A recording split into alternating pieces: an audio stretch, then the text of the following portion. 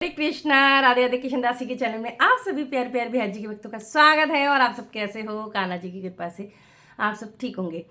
आज है मार्ग शुक्ल पक्ष की मोक्षदा एकादशी। तो चलिए जी कथा शुरू करते हैं। वीडियो पसंद आए तो लाइक शेयर कमेंट जरूर से करना।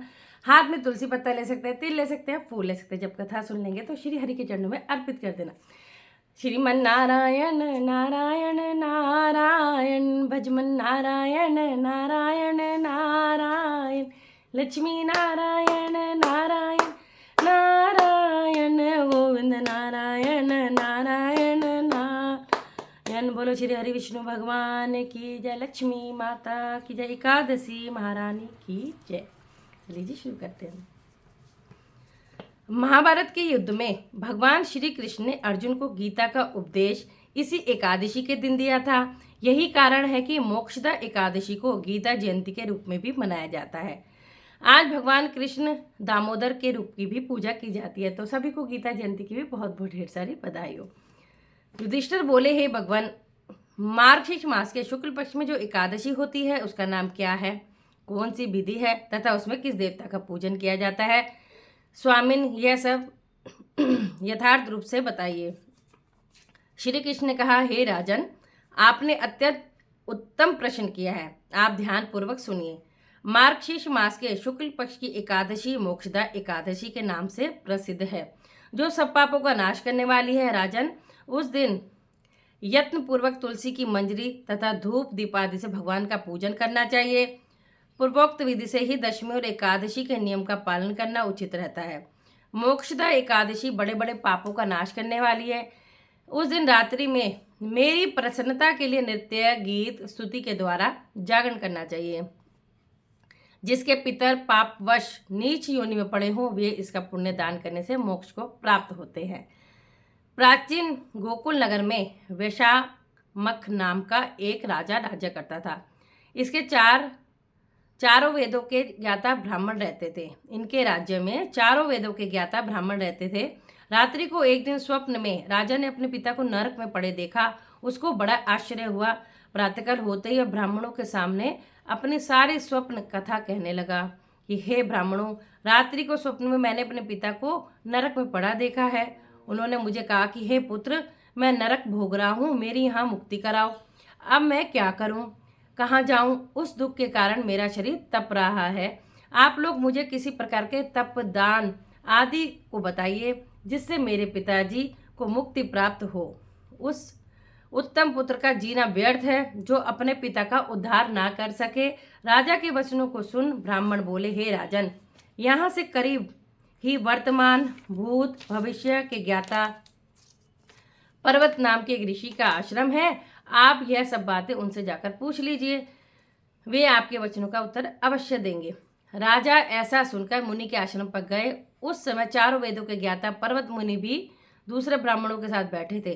राजा ने जाकर उनको प्रणाम किया। पर्वत मुनि ने उनसे कुशल मंगल पूछा। तब राजा बोले, हे देवर्षि, आपकी कृपा से मेरे राज्य में सब कुशल है, परंतु मेरे मन में अशांति रहती है, उसका कुछ उपाय कीजिए। ऐसा सुनकर पर्वत मुनि ने एक मुहूर्त के लिए नेत्र बंद किए और भूत भविष्य को विचारने लगे।